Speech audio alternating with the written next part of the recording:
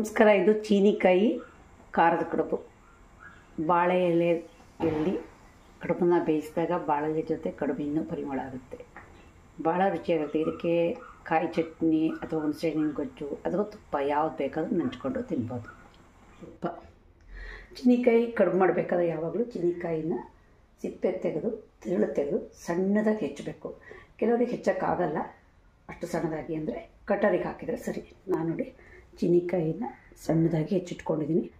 ಚೀನಿಕಾಯಿ ಅಂದ ತಕ್ಷಣ ಹೆಚ್ಚಾಗಿ ಜನರು ಸಿಹಿ ಕಡುಬು ಮಾತ್ರ ಟೇಸ್ಟು ಅಂದ್ಕೊಂಡಿದ್ದಾರೆ. ಖಾರದ ಕಡುಬು ಸಹಿತ ಬಹಳ ರುಚಿಯಾಗಿರುತ್ತೆ. ನರಕ ಚತುರ್ದಶಿ ದಿನ ನಮ್ಮ ಮಲೆನಾಡಲ್ಲಿ ಚೀನಿಕಾಯಿ ಕಡುಬು ಆಗಲೇಬೇಕು. ಚೀನಿಕಾಯಿ ಕಡುಬಿಗೆ ತರಿನ ಯಾವಾಗಲೂ ಮನೆಯಲ್ಲೇ ರೆಡಿ ಮಾಡಬೇಕು, ಅದೇ ತುಂಬ ಟೇಸ್ಟು. ಅಕ್ಕಿ ಅಂದರೆ ತಿಂಡಿ ಅಕ್ಕಿನ ತೊಳೆದು ತಕ್ಷಣ ಕಾಟನ್ ಬಟ್ಟೆ ಮೇಲೆ ಒಣ ಹಾಕಬೇಕು, ಒಂದಿನ ಬಿಡಬೇಕು. ನಂತರ ಅದನ್ನು ಬಾಣಲೆಯಲ್ಲಿ ಕಟ್ಟಗೆ ಹುರಿಬೇಕು, ಅಂದರೆ ಪರಿಮಳ ಬರೋಷ್ಟು.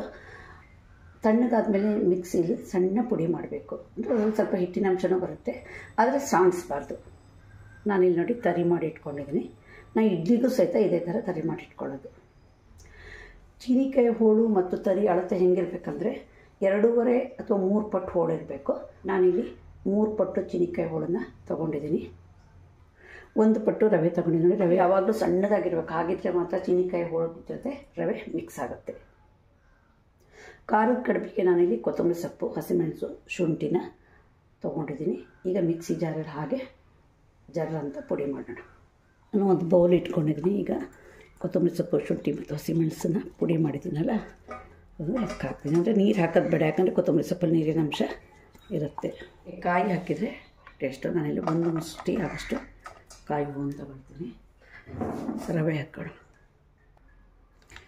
ಪರಿಮಳಕ್ಕೆ ಹಿಂಗೆ ಹಾಕೋಣ, ಒಂದು ಕಡಲೆಬೇಳೆ ಹಾಕೋದಷ್ಟು. ಹಾಗೆ ರುಚಿಗೆ ಉಪ್ಪು. ಸ್ವಲ್ಪ ಖಾರವಾಗಿದ್ದರೆ ಈ ಕಡುಬು ಟೇಸ್ಟು. ಈಗ ಹೆಚ್ಚಿರುವ ಚೀನಿಕಾಯಿ ಹೋಳುಗಳನ್ನು ಹಾಕೋಣ. ಈಗ ಇದನ್ನು ಚೆನ್ನಾಗಿ ಮಿಕ್ಸ್ ಮಾಡಿ ಕಲಿಸ್ಬೇಕು. ಈಗ ಕಲಸಿದ ಮೇಲೆ ಒಂದು 10 ನಿಮಿಷ ನೆನೆಯಕ್ಕೆ ಬಿಡೋಣ ಹೋಳಿನ ಜೊತೆ. ಈ ಚೀನಿಕಾಯಿ ಕಡುಬನ್ನ ಬಾಳೆಲೆಯಲ್ಲಿ ಸುತ್ತಿ ಮಾಡಿದರೆ ಟೇಸ್ಟ್ ಜಾಸ್ತಿ. ಹಾಗೆ ಬಾಳೆಲೆ ನೋಡಿ ಪೀಸ್ ಮಾಡಿ ಅದನ್ನು ತೊಳೆದು ಒರೆಸಿ ನಂತರ ಹೀಗೆ ಕಾಯಿಸ್ಬೇಕು. ಬಾಳೆಲೆದೆ ಘಮ ಘಮ ಅಂತ ಪರಿಮಳ ಬರ್ತದೆ. ಯಾವ ತಿಂಡಿನಾದರೂ ಅಷ್ಟೇ, ಯಾವುದ್ರಲ್ಲಿ ಮಾಡಬೇಕು ಅದರಲ್ಲೇ ಟೇಸ್ಟ್. ಕಾಯಿಸಿದ ಮೇಲೆ ಈ ತುದಿ ನಾರಿರುತ್ತಲ್ಲ, ಇದನ್ನು ತೆಗಿಬೇಕಂದ್ರೆ ಕೆಲಸ ಇದು ಕರೆಕ್ಟ್ ಫೋಲ್ಡ್ ಮಾಡೋಕ್ಕೆ ಬರಲ್ಲ, ಹರಿದೋಗ್ಬಿಡುತ್ತೆ. ಹೀಗೆ ಇಡ್ಲಿ ಪಾತ್ರೆಯಲ್ಲಿ ನೀರು ಇಟ್ಕೊಂಡಿದ್ದೀನಿ. ಅಂದರೆ ಇಷ್ಟು ಕಾಲು ಭಾಗದಷ್ಟು ಹಾಕಿ ಅದ್ರ ಮೇಲೆ ಈ ಥರ ಪ್ಲೇಟ್ ಇಡಬೇಕು. ಹಿಟ್ಟು ರೆಡಿ ಇದೆ. ಈ ಹಿಟ್ಟನ್ನು ಹೀಗೆ ಸೌಟಲ್ಲಿ ತಗೊಂಡು ಈ ಬಾಳೆಲೆ ಮೇಲೆ ಹಾಕಿದರೆ ಒಂಥರ ಶೇಪ್ ಬರುತ್ತೆ. ಬರೀ ನಾವು ಕೈಯಲ್ಲೇ ತೆಗೆದು ಹಾಕ್ಕೊಂಡ್ರೆ ಶೇಪ್ ಬರಲ್ಲ. ಇದನ್ನು ಹೀಗೆ ಬಾಳೆಲೆ ಮೇಲೆ ಹಾಕಿ ಹಿಂಗೆ ಫೋಲ್ಡ್ ಮಾಡೋದು.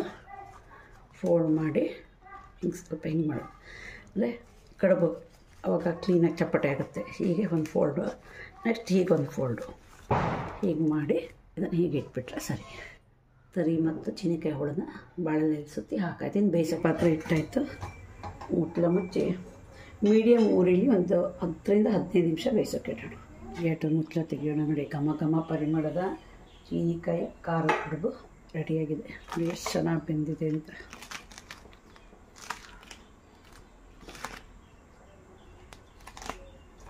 ನೋಡಿ ಎಷ್ಟು ಸ್ಮೂತ್ ಇದೆ.